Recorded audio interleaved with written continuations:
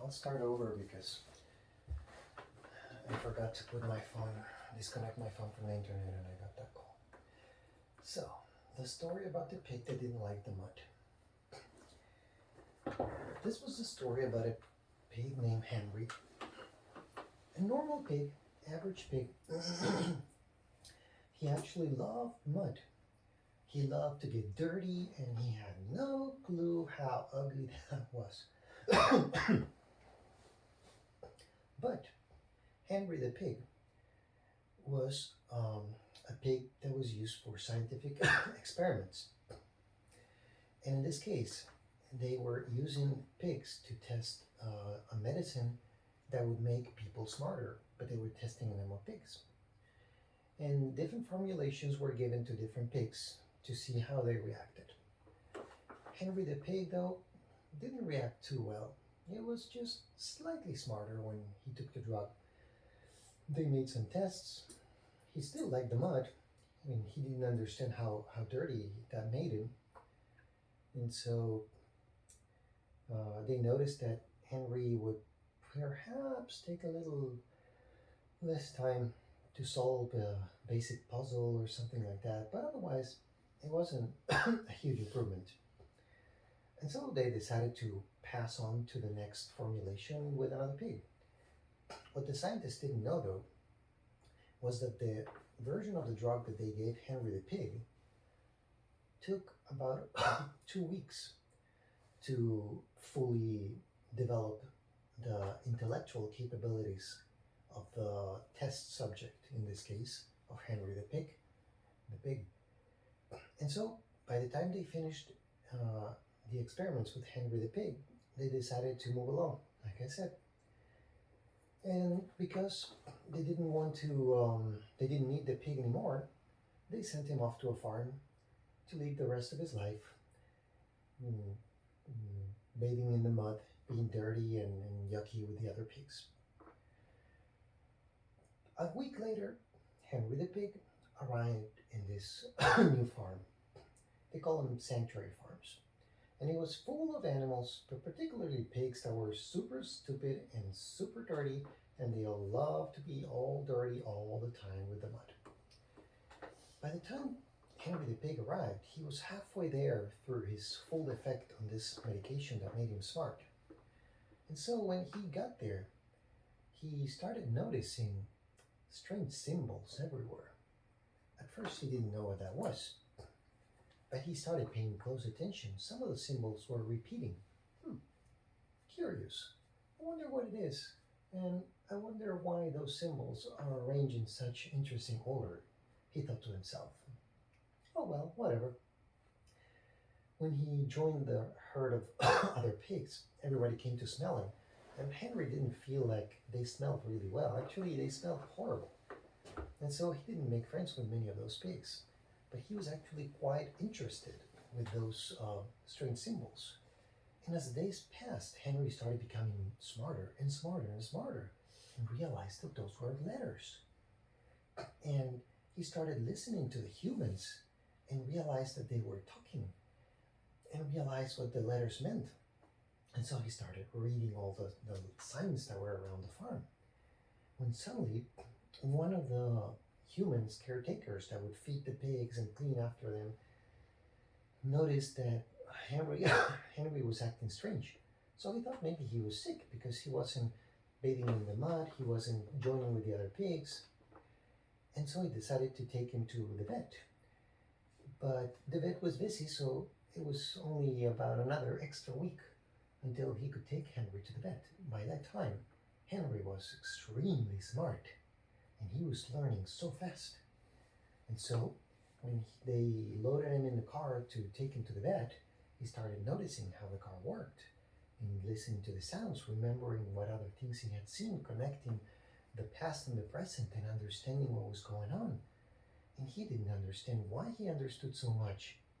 Until later, he started understanding even that. He realized what was going on about the drug. And he realized that he was a pig. And he realized that he couldn't talk, but he could read. And so Henry the pig devised a plan to take over the world. His world, anyways, which was the farm. And so, um, on his way to the vet, he decided to play stupid. And when the vet asked, "So what's going on?" Henry said, "Oink, oink, oink, oink, oink," expecting that the vet wouldn't suspect anything. And the vet said, interesting, I've never seen this. Let me run some tests. And so the vet brought two books. One had um, simple drawings and things like for babies, and the other had complex mathematical formulas, physics, and others, chemistry, and stuff like that. And Henry went straight for the science book and started reading the whole thing. And then he said, "Oink, oink." And when he, with his feet, he started drawing formulas in the floor. And the vet was like, "Oh, this is amazing. He's solving the equation for the distribution of energy grids in the city. This pig is a genius." And Henry thought to himself, "Oh no, I shouldn't have done that. Well, put him back with the rest of the pigs. I have to consult with my scientist friends, and I'll get back to you." Of course, when they put Henry back with the rest of the pigs, he hated the mud. He didn't want anything to do with pig mud because he was on a completely different level. But nobody understood that, and except for the vet, possibly. Well, a few days passed, and several scientists came to visit Henry, the smartest pig in the world. And so one of the scientists said, "Who's Henry?" And all the pigs, full of mud, some were belly up, some started farting.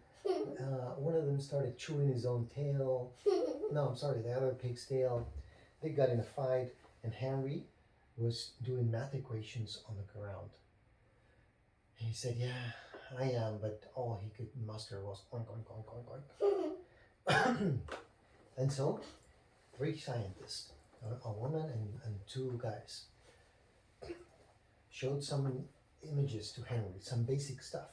And Henry was like, "Please, amateurs."